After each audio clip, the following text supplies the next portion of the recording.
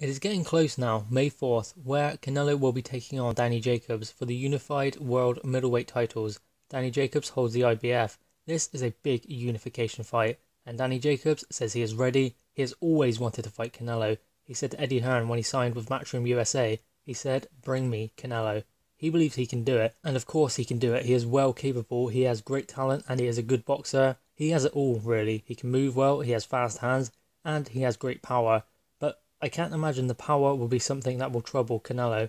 It may be something that he can use to keep Canelo away when he needs to, but other than that, I don't think he's going to hurt Canelo, because you've seen the chin that Canelo has in the two Golovkin fights. So I think it would take something huge and a huge right hand from the gods in order to knock Canelo out. Unless he takes it to the body, of course. That is the one thing fighters cannot take. A fighter can take as many shots to the head as they like, but if they start getting hit to the body and they get hit hard in the wrong place, that can spell trouble for them. Now, I noticed in recent fights, Canelo will go to the body if he is fighting a taller man. He usually goes to the body a lot. He done it even against Amir Khan, who was a smaller man. He just done it to slow him down. He couldn't match Amir Khan's speed or his movement, so what he done was work the midriff, slow Amir Khan down, make him feel those body shots. But what can Danny Jacobs do in order to stop that, to thwart Canelo coming forward with his gloves high and working to the midriff?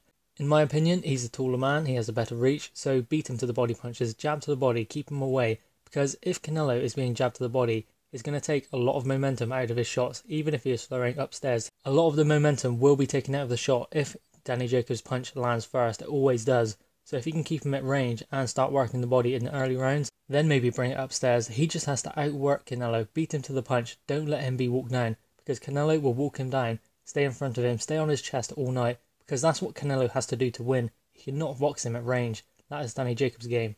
Danny Jacobs fights well at range. I mean, to be honest, how do you beat Gennady Golovkin other than doing what Canelo done, smothering him, staying in front of him, refusing to go back?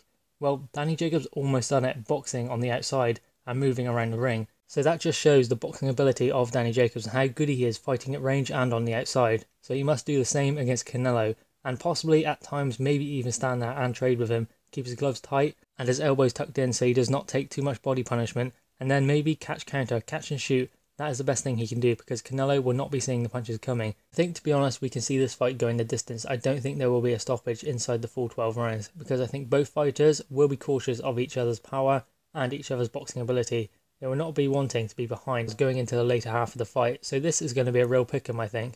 I don't know really who is the favourite going into this fight. Obviously, the bookies will have Canelo as favourite, but Danny Jacobs is a very, very good fighter, and he has all the chance of pulling off this massive upset and beating Canelo. So I'd say they're pretty evenly matched. I know that Canelo has probably faced a higher calibre of opposition to Danny Jacobs, but I don't think that means anything going into this fight. As you know, styles make fights in boxing, and this is a great matchup of styles in order for a good fight for us, the fans. This is going to be a great fight, and expect fireworks and a lot of drama, I think. I don't know whether Danny Jacobs can do it, but he certainly has as good a chance as anyone. He is a great fighter, and he will bring it on May 4th to fight Canelo on Cinco de Mayo weekend and take the unified World Middleweight Championships.